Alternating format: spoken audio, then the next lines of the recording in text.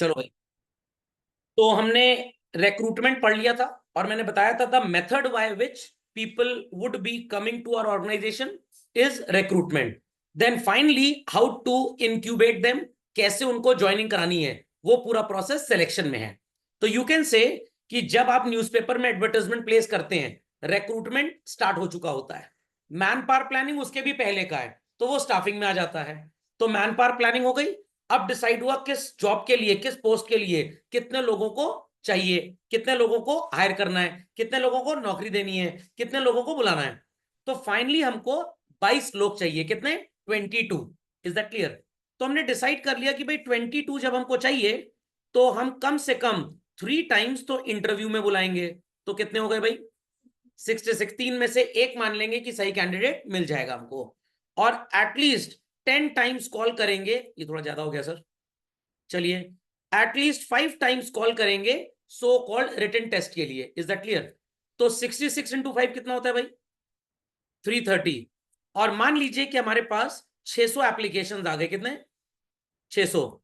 तो out of 600 applications हम sorting कितने ही करेंगे? Best 330। And they will be called for what children? Selection test. तो आप इंटरनली रिक्रूट करेंगे कि एक्सटर्नली? मैं थोड़ा और हिंदी का वर्ड यूज कर लेता हूं। हम ज्वाइनिंग जो कराएंगे वो इंटरनली अपने लोगों में से लेंगे या बाहर से लेंगे? तो that is recruitment. I repeat children, that is recruitment. खोपड़ी में इतनी बात गई। अब हमने डिसाइड कर लिया। अब 600 एप्लीकेशन हमारे पास आ गई। कितनी आ गई? 600। उसमें से सेलेक्ट कितनी कर ली? 330। तो दिस इज प्रीलिमिनरी स्क्रीनिंग। समझ में आ गया? अब जब एप्लीकेशंस आ गई, यहां से सिलेक्शन स्टार्ट होता है। इसके पहले तक जो भी आपने काम किया, सोचने का, समझने का, व्हाट्सएवर इट इज, वो कहां पे चलता था? रिक्रूटमेंट में। तो जब आप ये डिफरेंस नहीं समझेंगे, आपको दोनों चीजें एक ही लगेंगी।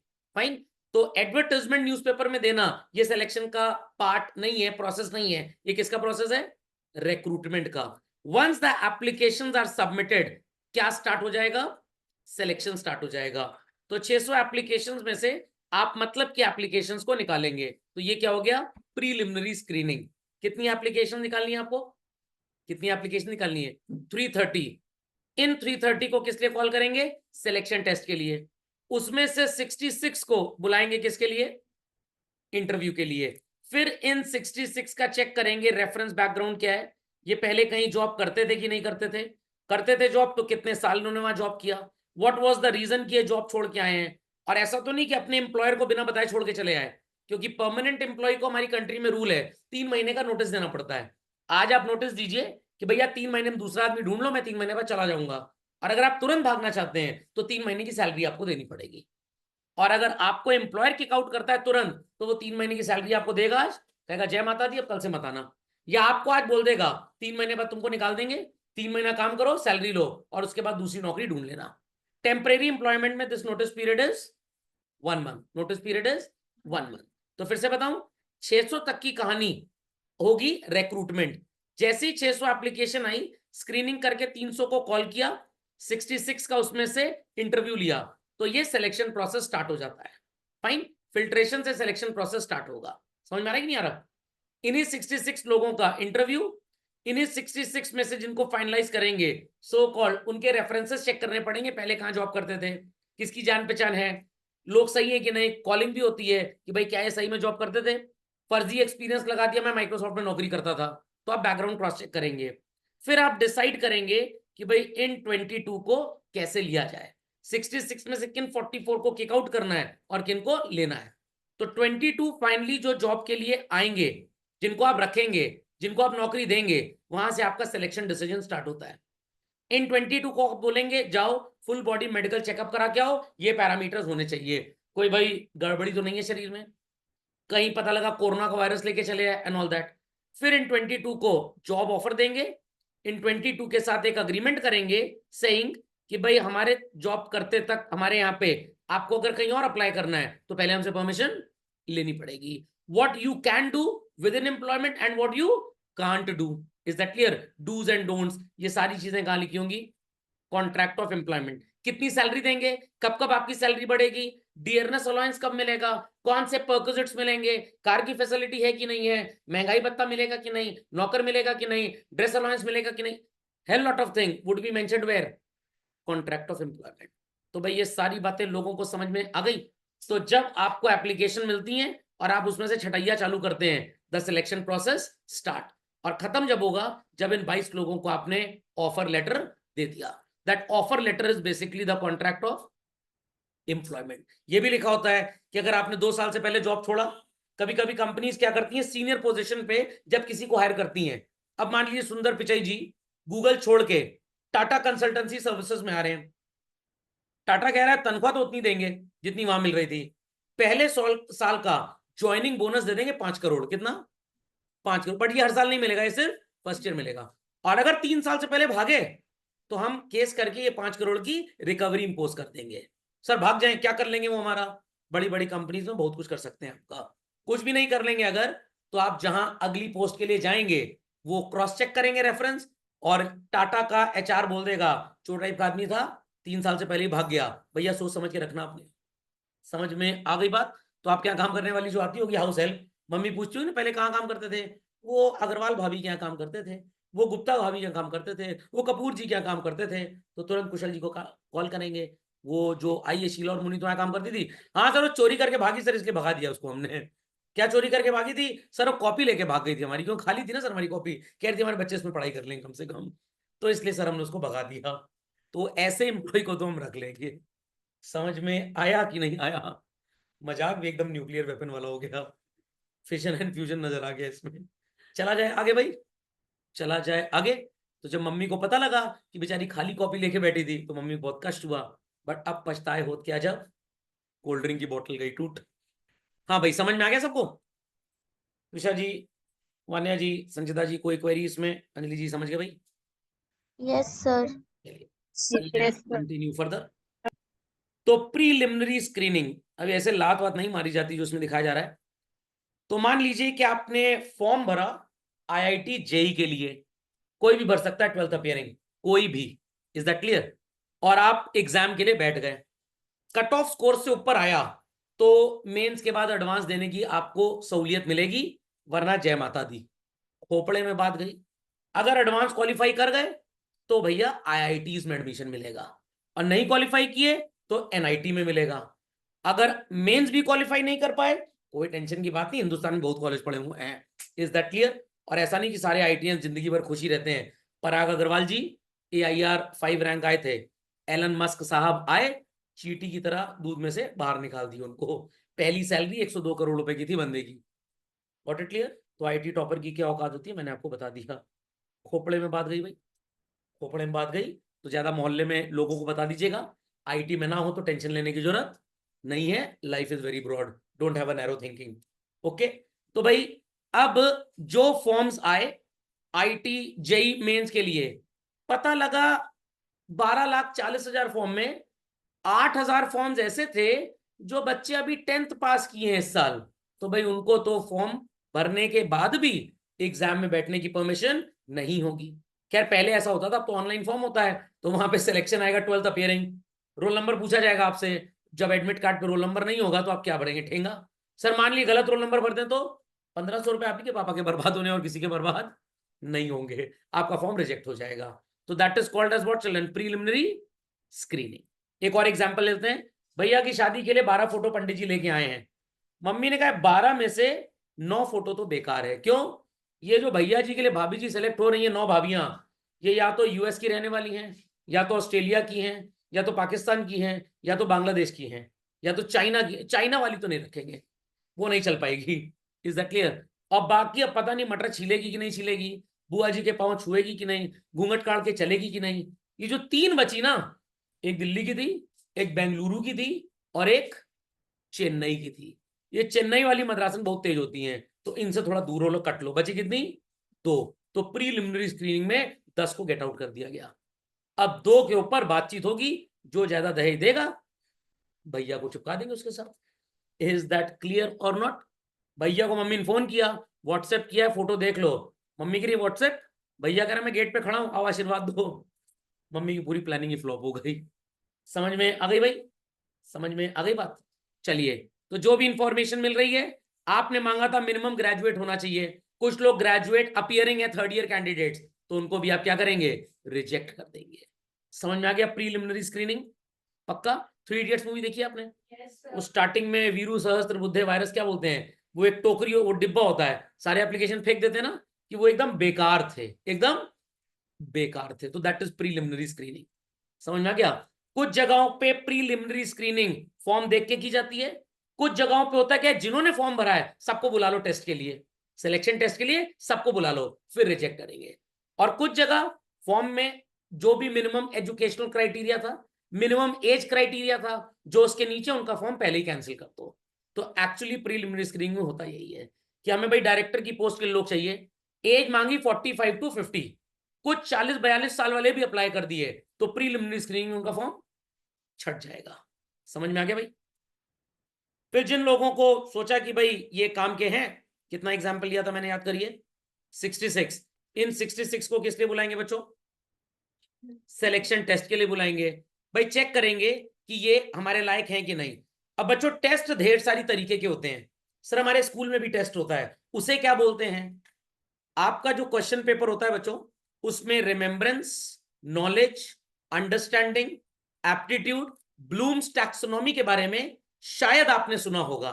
सर ये क्या होता है? कभी आपने अपने सिलेबस को पढ़ा है जो बोर्ड इशू करता है?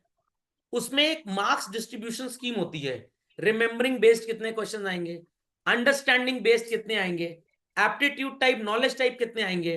तो एक मिस्टर ब्लूम हुआ करते थे, उन्होंने 5 एरियाज डिसाइड किए कि इन 5 एरियाज पे बच्चे की अगर टेस्टिंग हो जाए तो मान लेंगे पूरा एजुकेटेड है। समझना क्या? ध्यान से सुनिएगा। राजस्थान की कैपिटल क्या है बच्चों? ये नॉलेज बेस्ड क्वेश्चन था। Is that clear? ये नॉलेज बेस्ड था। समझ में आ गया? पिंक सिटी किसको बोलते हैं? इसको भी जयपुर बोलते हैं। तो भाई दोनों का आंसर तो सेम ही है, बट एक जगह तो आपने रट लिया, एक जगह अप्लाइड क्वेश्चन बना दिया उसको हमने। क्यों बोलते हैं पिंक सिटी भाई?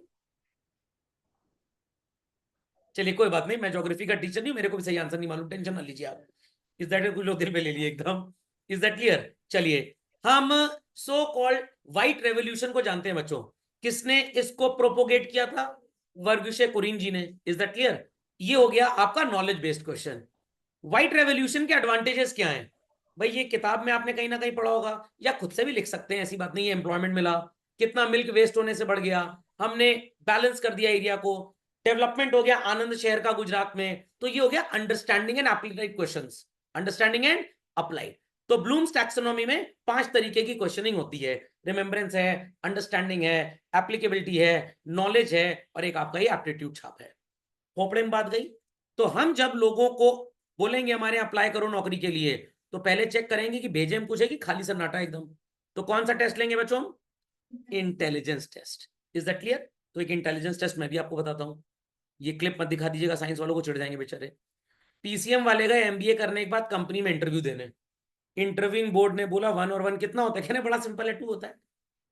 उनका ठीक है, गेट लॉस्ट। फिर पीसीबी वाले आए, उनको पता लग गया था ये लोग आंसर 2 भौंक के आए हैं। इनसे पीछे इंटरव्यूइंग बोर्ड ने पूछा 1 और 1 कितना होता है? वो थोड़ा चौधरी बन गए, 11 होता है। फिर कॉमर्स वालों का नंबर आया और पूछा गया 1 और 1 कितना होता है?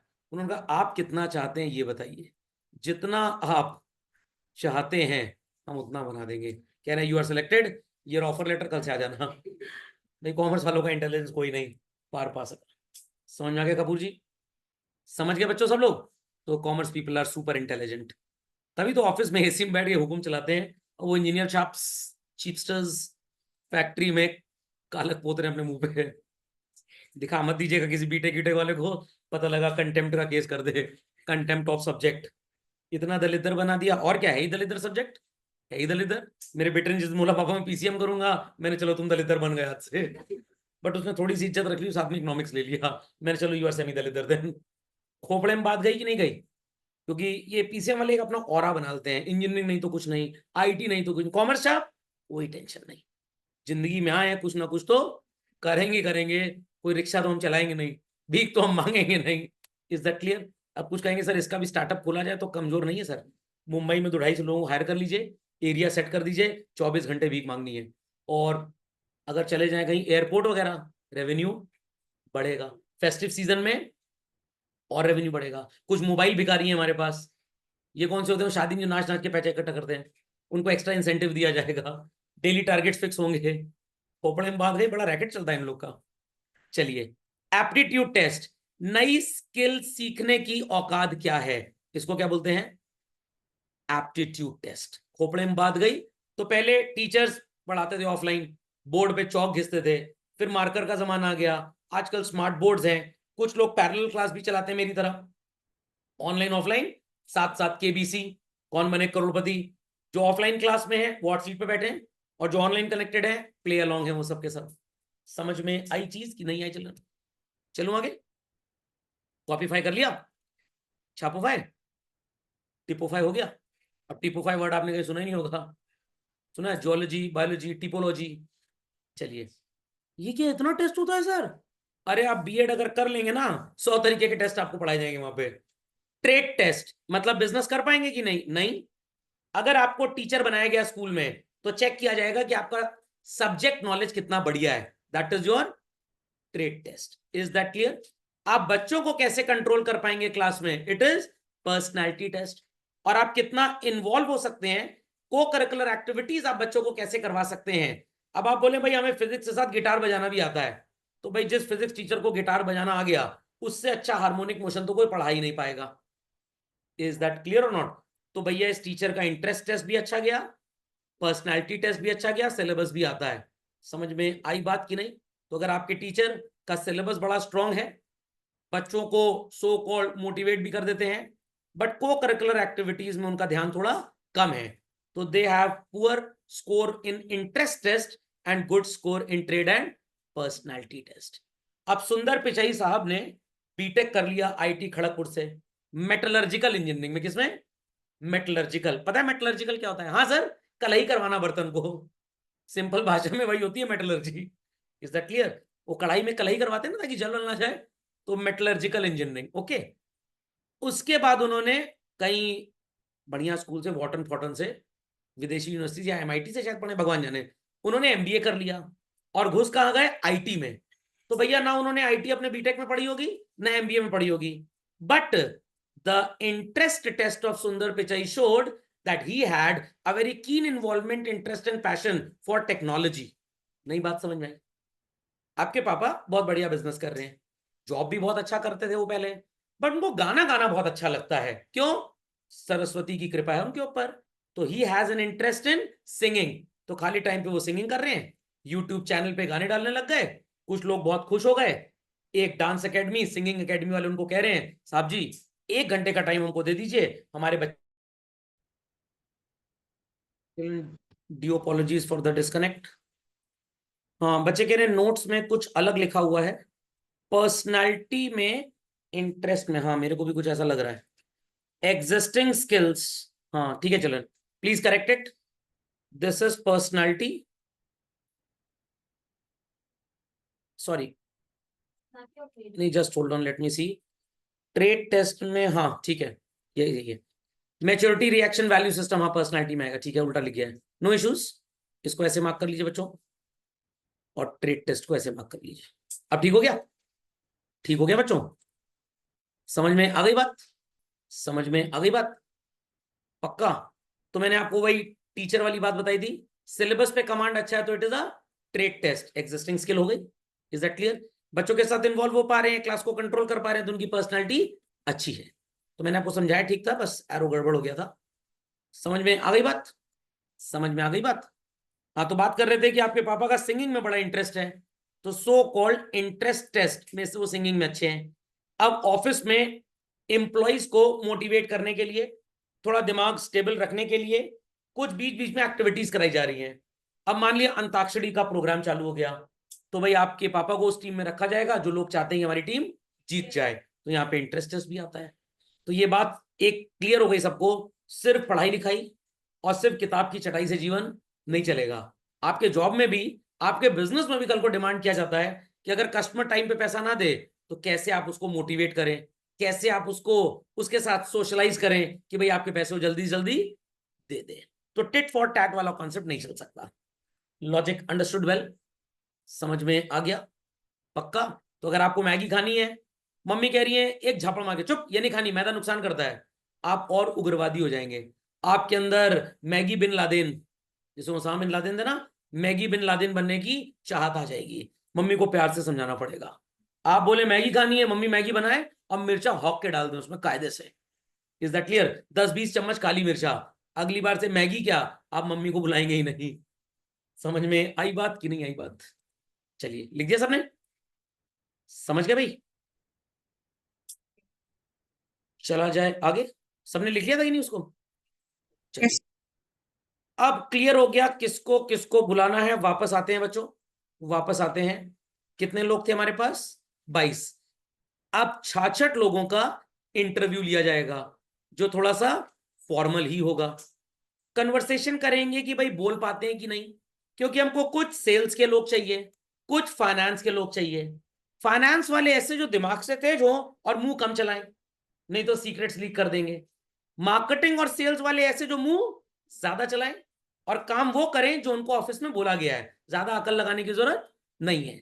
तो इन डेप्थ कॉन्वर्सेशन, तो समझ लीजिए ये बैठे हुए हैं मिस्टर कामत जी 3 इडियट्स में, और ये बैठे हैं राजू रस्तोगी।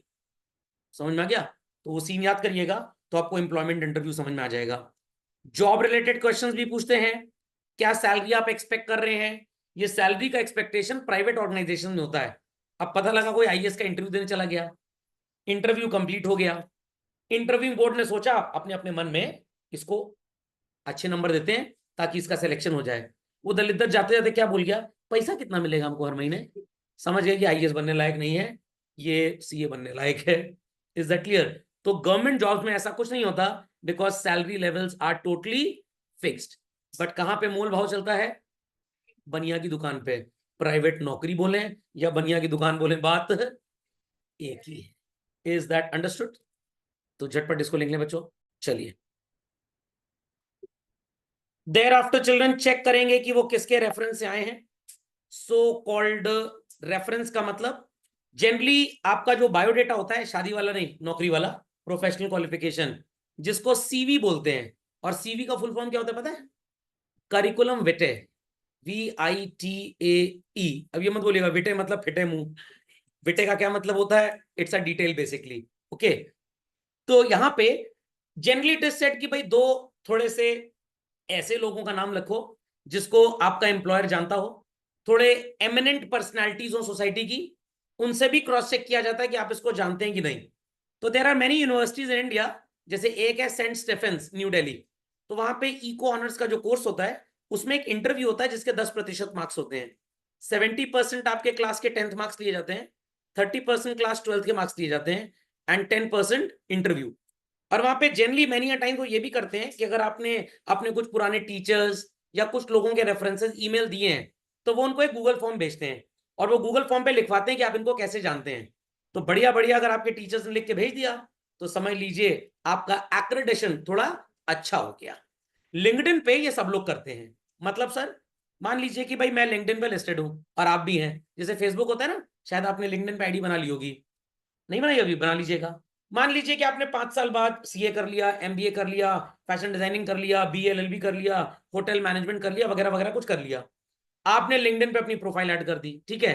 अब मैंने आपको थोड़ा अप्रेस कर दिया, वहां पे आपके बारे में अच्छा अच्छा लिख दिया, तो आपका प्रोस्पेक्टिव एम्प्लॉयर, आई रिपीट, आपका प्रोस्पेक्टिव एम्प्लॉयर आपको ये बातें देखकर हायर कर लेगा। हाँ, एक तरह से आपको एडवांटेज मिल जाता है, ठीक है। सो वेरीफाई करते हैं इंफॉर्मेशन। अगर आप कहीं पहले जॉब करते थे तो इट विल बी चेक्ड कि आपका वहां पे हिसाब किताब क्या था, आप कितने लॉयल थे, कितना आपने एफर्ट से वहां काम किया, तो ये रेफरेंस एंड बैकग्राउंड चेक में आता है। Okay, copy quickly children. चलो भाई, अगली कहानी children, next is selection decision. भाई किसको नौकरी दी जाए? फाइनली वो 22 लोग कौन होंगे? तो ये फाइनल डिसीजन किसके बेसिस पे होगा? जो ढेर सारे आपके टेस्ट और इंटरव्यू हुए, जो रेफरेंस चेक हुए, जो फीडबैक मिला कंसर्न्ड मैनेजर, उसके बेसिस पे आपको हायर कर लेंगे। तो आउट ऑफ 66 22 को लेने का ये क्राइटेरिया होगा। और सर वो सब जो होता है जुगाड़ पानी, अब वो यहां थोड़ा पढ़ाया जाएगा आपको कि भाई जिसका जुगाड़ होगा उसकी नौकरी लगेगी। Is that clear? तो सीनियर पोजीशंस पे जुगाड़ भी देख लिए जाते हैं, but children that is a second priority only. और जुगाड़ तब लगता है जब क्रेडेंशियल पूरा सपोर्ट करेगा। तो दो लोग A and B equal credential वाले आ गए, ए का जुगाड़ कम था, बी का ज्यादा था, तो नौकरी किसको मिलेगी? बी को मिलेगी। समझ में आई बात कि नहीं आई बात? समझ में आ गई बात? बट सिर्फ हिंदुस्तान का एक ऐसा एग्जाम है जहां प्रैक्टिकली बच्चों कोई भी जुगाड़ नहीं चलता, यूपीएससी, यहां कोई जुगाड़ नहीं चलता। झटपट लिख लें। Yes sir. चलते हैं आगे। मेडिकल एग्जामिनेशन, सर इसके लिए क्या हार्ट सर्जरी कराएं जाके? नहीं भाई, नॉर्मल सा फुल बॉडी चेकअप, 899 699 ऑफर आता है ना इंटरनेट पे, Healthians, thyro care and all that, कहीं से भी जाके करा लीजिए। ये नॉर्मल ऑर्गेनाइजेशन में चलता है। जो थोड़े रेप्यूटेड टाइप्स हैं, दिल्ली पब्लिक स्कूल वगैरह, Infosys, TCS and all that, इनके सर्टिफाइड टाइप्स होते हैं हॉस्पिटल के साथ, अपोलो, मेदांता, लाइकवाइज। यहां पे आप जाएंगे, मेडिकल चेकअप आपका फ्री में होगा, आपको पैसे भी नहीं देने पड़ेंगे, क्योंकि ये मानते हैं कि भाई मेडिकल चेकअप उसका फ्री में कराओ, अगर कोई बीमारी निकल आए तो रिपोर्ट सही होनी चाहिए। पता लगा आपने कहीं किसी और से करवा लिया और अपनी कोई डिजीज छुपा ली जो हमारे ऑर्गेनाइजेशन के लिए नुकसान पहुंचा सकती है। हमने तो सोचा आप बहुत बढ़िया इंप्लॉय होंगे, 30 साल हमारे साथ रहेंगे, पता लगा किसी को कैंसर था, 5 ही साल में निपट लिया। जो स्टार्टिंग में उसको बोनस वोनस ज्वाइनिंग का दिया था, सब घुस गया हमारा पैसा। तो इसलिए जो गुड ऑर्गेनाइजेशंस होते हैं, जो काफी बड़े ऑर्गेनाइजेशंस होते हैं, उनके टाइप्स होते हैं, आपको उन्हीं हॉस्पिटल से मेडिकल एग्जामिनेशन करवाना है। समझ में आ गई बात? समझ में आ गई बात? लिख लीजिए झटपट फास्ट। तो ये मेडिकल एग्जामिनेशन समझ गए भाई? मेडिकल एग्जामिनेशन समझ गए? चलिए, तो आप जब आपका जॉब लगे, ये ना बोलिएगा हम नहीं कराएंगे मेडिकल एग्जामिनेशन, हम एकदम सही, हमको सुई से डर लगता है। फिर एम्प्लॉयर कहेगा ठीक है, फिर हमको भी आपको रखने से हमें डर ही लगता है। फिर आप अपॉर्चुनिटी कॉस्ट डर की कैलकुलेट करेंगे कि मेडिकल एग्जामिनेशन में क्या डर है और नौकरी ना मिलने का क्या डर है, तो आप कहेंगे नहीं मेडिकल एग्जामिनेशन करा ही लेते हैं। फिर भैया आप बहुत खुश हो जाएंगे, जॉब ऑफर लेटर मिल जाएगा आपको, हनुमान मंदिर जाएंगे, माता के दर्शन करने जाएंगे, एम्प्लॉयर से कहेंगे मेरे को जरा 3 महीने की छुट्टी दे दो, मैं पहले 4 धाम की यात्रा कर रहा हूं। फिर जहां जहां आप सौदाबाजी सट्टेबाजी करके आए थे, हनुमान जी के मंदिर में, माता वैष्णो के मंदिर में, किसी मजार पे गए थे, चादर चढ़ाएंगे 2100 रुपए की, तो सो कॉल्ड आपको ये काम कंप्लीट करने पड़ेंगे, नहीं तो भगवान से अगर पंगा लिया तो निपट जाओगे। Is that clear? और उसके बाद फिर आपको किस दिन ड्यूटी पे रिपोर्ट करना है, उस दिन अगर आपने रिपोर्ट नहीं किया और आपके साथी ने रिपोर्ट कर दिया, आपने शाम को रिपोर्ट किया, उसने सवेरे रिपोर्ट किया, बड़ी पते की बात बता रहा हूं बच्चों आपको मैं, वो सीनियर होगा और आप जूनियर, क्योंकि आपकी ज्वाइनिंग 4 घंटे बाद की है। कल को जब प्रमोशन की बात आएगी, सीनियरिटी जब देखी जाएगी, तो आपका प्रमोशन बाद में होगा, उसका पहले होगा। तो ये सब बातें लोग कम बताएंगे, इसलिए ये सब लाइफ स्किल्स हैं, इनको जानना बहुत जरूरी है। Is that understood? लिख दिया सबने? चला जाए आगे। चलो भाई, कॉन्ट्रैक्ट ऑफ एम्प्लॉयमेंट, इसमें क्या होता है भाई? आपको क्या बोला जाएगा? सर हमारे नाम के आगे कह रहे हैं डीआर लगेगा, मतलब दलितर डॉक्टर। Is that clear? तो इंपॉर्टेंट डॉक्यूमेंट्स होते हैं अटेस्टेशन फॉर्म। ये क्या होता है सर? कैंडिडेट्स के एसेंशियल डिटेल्स सेल्फ अटेस्ट करने होते हैं कि जो इसमें इंफॉर्मेशन लिखी है वो एकदम सही है और मैं इसको अग्री करता हूं। Job title manager, senior manager, vice president, relationship manager, दुश्मनशिप मैनेजर, ये सब इसमें लिखा रहेगा। क्या आपकी ड्यूटीज होंगी? दूसरे के काम में उंगली नहीं अड़ानी है। What will be your responsibilities?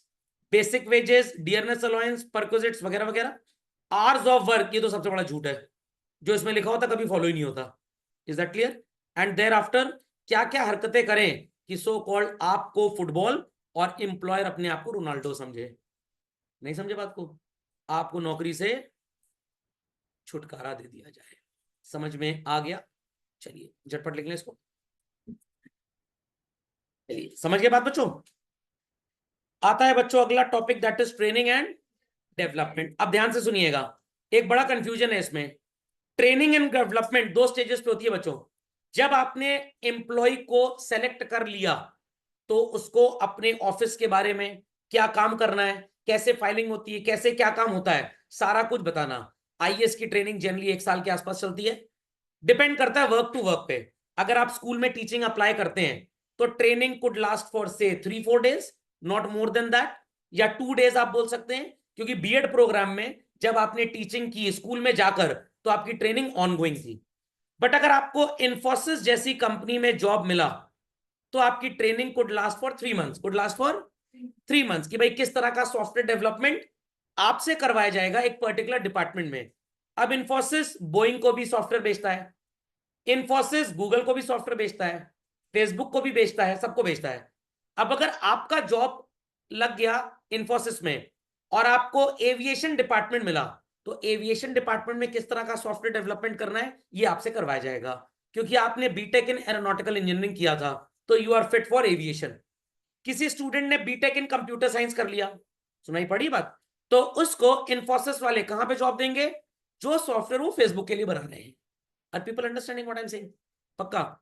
मान लीजिए प्रेस्टीज बर्तन बनाने वाली जो कंपनी है, आपको वहां पे मार्केटिंग हेड का जॉब मिल गया, क्योंकि आईआईटी कानपुर से आपने BTech in chemical and metallurgical engineering किया है। तो सर एक केमिकल वाला बर्तन वाली कंपनी में क्या काम करेगा? भाई बर्तन केमिकल से ही तो बनता है, ऐसा एलॉय बनाइए जो हाई हीट फ्लेम पे भी काला ना पड़े, तो आपके बर्तन बाजार में ज्यादा बिकेंगे। नहीं समझे? इंडक्शन कुकटॉप, भाई किसी टेक्नोलॉजी वाले इंसान ने तो लॉन्च किया होगा, बट बेचता कौन है? ये बर्तन बनाने वाली कंपनियां, प्रेस्टीज वगैरह का भी आता है। पहले इलेक्ट्रिक वाली कंपनी बजाज, फिलिप्स, इन सब ने बनाया, अब ये बर्तन वाले बना रहे हैं। ये बनाते नहीं एक्चुअली, ये बनता चाइना में है, ये इसको सिर्फ ब्रांड करके बेचते हैं यहाँ पे। तो development, sorry, training and development एक बार तो स्टार्टिंग में होगा आपका, जब आपने नौकरी नई नई ज्वाइन की। फिर कोई नई चीज आ गई, जैसे कोविड में ऑनलाइन टीचिंग का माहौल आ गया, तो सारे स्कूल्स ने अपने यहाँ स्मार्ट बोर्ड्स लगवाए, कैमरास लगवाए, सॉफ्टवेयर खरीदे, टीचर्स को ट्रेन किया। टीचर्स पुराने थे, बट बीच में फिर ट्रेनिंग कर दी गई। नहीं समझे बात को? पहले बच्चों के पास डिस्ट्रैक्शन कुछ भी नहीं था हमारी जनरेशन में, आज सिवाय डिस्ट्रैक्शन के कुछ नहीं है। तो कैसे साइकोलॉजिकली बच्चों को मोटिवेट करना है, मोल्ड करना है, वो टेक्निक तो चल नहीं सकती। चप्पल लेके कान के नीचे लगा दो, पता लगा बच्चा दीवार में आए कुट पोत के चला गया, 2 लाख रुपए पेंट पे खर्च किया था पिताजी ने। तो भाई कैसे बच्चों को साइकोलॉजिकली कंट्रोल करना है, तो time to time teacher development programmes होते हैं। तो ये 2 तरह से पढ़ाना चाहिए, पता नहीं क्यों नहीं पढ़ाते। I suppose I am not very fast. तो एक होती है इनिशियल ट्रेनिंग, उसी को बच्चों ट्रेनिंग बोलते हैं, और उसके बाद सारी की सारी ट्रेनिंग्स क्या होती हैं? ये डेवलपमेंट होती है, ट्रेनिंग नहीं होती। समझ में आ गया? समझ में आ गया? तो एक्चुअली मेरे ओपिनियन में, had I been the master trainer for making the subject syllabus, तो मैं ट्रेनिंग एंड डेवलपमेंट कभी ना लिखता, मैं लिखता skill upgradation. What? Skill upgradation. Initial level पे है तो ट्रेनिंग, कंटिन्यूअस लेवल पे है तो डेवलपमेंट। तो स्किल अपग्रेडेशन को 2 पार्ट्स में बांट दिया जाए। Initial is called as training, continuous will be called as development. इस कंटेंट को एग्जाम में अगर आप लिख देंगे और हाईलाइट कर देंगे, तो थोड़ी कॉपी वॉपी बढ़िया तरीके से चेक हो जाएगी। Is that clear? नहीं समझ में आई बात? समझ गए? चलिए झटपट इसको लिख दें बच्चों, झटपट। चलिए आ जाइए ट्रेनिंग एंड डेवलपमेंट पे। भाई refers to the process design to maintain and, गलत लिखा है यहां पे, improve current and prospective job. Sir यहां पे प्रोस्पेक्टिव शब्द क्यों नहीं लिखा? वो डेवलपमेंट में लिख देंगे। कहां पे लिख देंगे? डेवलपमेंट में। तो आप किसी ऑफिस में as an IRS officer, government के ऑफिस में, sorry, Indian revenue services, IAS के एग्जाम के थ्रू सेलेक्ट होकर चले गए, 7-8 साल आपने नौकरी की, बट टैक्स चोरी देश में बढ़ती जा रही है। तो institute of chartered accountants of India with IIM Kolkata, ध्यान दीजिएगा बच्चों बात पे, institute of chartered accountants of India with IIM Kolkata एक 25 दिन का स्पेशल मनी लॉन्ड्रिंग एक्ट पे ट्रेनिंग प्रोग्राम कर रहा है। कैसे लोग अपने ब्लैक मनी को व्हाइट मनी करते हैं। आईसीएआई का तो नाम सुना ही होगा, institute of chartered accountants of India. IIM Kolkata India में थोड़ा फाइनेंस एमबीए के लिए अच्छा माना जाता है, तो इन्होंने टाइप करके एक 25 दिन का प्रोग्राम लॉन्च किया स्पेशली गवर्नमेंट ऑफिसर्स के लिए, जिसमें ये आईआरएस, आईएएस, इन सबको बुलाया गया। उनको सिखाया जाएगा कैसे बिजनेसमैन इस तरह से चोरी चकारी करते हैं। खोपड़े में बात गई, ताकि अगली बार जब वो रेड मारने जाएं तो देखें कि मिस्टर एक्स को सैलरी दी गई 2 लाख रुपए। व्हाट? 2 लाख एक महीने की, साल भर की सैलरी 24 लाख। मिस्टर एक्स की क्वालिफिकेशन क्या है? 12वीं फेल। तो भैया कौन मालिक 12वीं फेल को 2 लाख रुपए महीना सैलरी देगा? दाल में कुछ काला है। मिस्टर एक्स से बोला गया जरा अपनी पासबुक लेके आओ। 2-2 लाख रुपए बैंक में जा रहे थे, 1,80,000 रुपए हर महीने निकल रहा था कैश में। तो मतलब एम्प्लॉयर 2 लाख रुपए बुक्स में सैलरी दे रहा है एक्सपेंस दिखाने के लिए, और उससे कह रहा है जाओ बैंक से 1,80 निकाल के मेरे को वापस दे दो। बात समझ में आ रही है? और वो ढेर सारा पैसा इकट्ठा करके हम कहीं लैंड खरीद रहे हैं बेनामी ट्रांजैक्शन से। खोपड़े में बात गई। तो ये चीजें आईएएस की ट्रेनिंग में थोड़ा सिखाई जाएंगी। ये तो प्रैक्टिकल एक्सपीरियंस है। पीपल आर अंडरस्टैंडिंग दिस और नॉट? तो करंट जॉब में तो ये फायदा मिला ही मिला।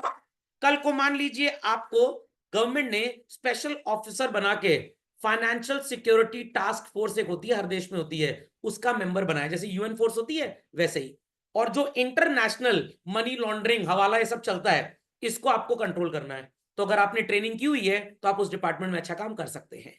तो it is for improving current as well as children future job both. तो फ्यूचर हो गया तो डेवलपमेंट, करंट है तो it is training. Understood this? Understood this? So development refers to the process designed and develop. देखिए शब्द आ गया ना यहाँ पे, व्हाट इज दिस? फ्यूचर। तो मान लीजिए कि आपके स्कूल टीचर्स को ऑनलाइन टीचिंग सिखा दी गई। अब जो वर्ज ऑफ रिटायरमेंट में 2 4 5 साल बचे हैं वो तो कहीं ना जाने वाले हैं, बट जिन्होंने अभी अभी ज्वाइन किया है उनको बड़ी अपॉर्चुनिटी मिलेगी, तो they will join some other institution. तो उनकी सिर्फ ट्रेनिंग नहीं हो रही थी, उनका डेवलपमेंट भी हो रहा था। तो सेम स्कूल में वो अपनी स्किल्स को अप्लाई करेंगे टेक्नोलॉजिकली, तो ट्रेनिंग। आगे भी उनको ये स्किल्स काम आएंगी जीवन में, तो इट इज डेवलपमेंट। तो मेरा एक फ्रेंड है, शारदा ग्रुप का सीईओ टाइप्स कुछ, तो उसने so called as a CEO जब ज्वाइन किया, तो ओरिजिनली ही डिड बीटेक, काफी साल उसने जॉब वॉब कर लिया, और अब वो फाइनेंस को हैंडल करता है।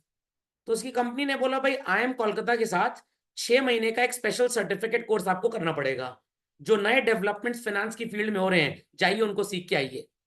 5 दिन उसको सो कॉल्ड ऑनलाइन 3 घंटे का लेक्चर व्यू करना होता था। सैटरडे को मॉर्निंग में फ्लाइट पकड़ता था मुंबई से और कोलकाता जाता था। 8 घंटे की क्लास चलती थी सैटरडे संडे को, और मंडे या संडे शाम को वापस। 6 महीने का प्रोग्राम था।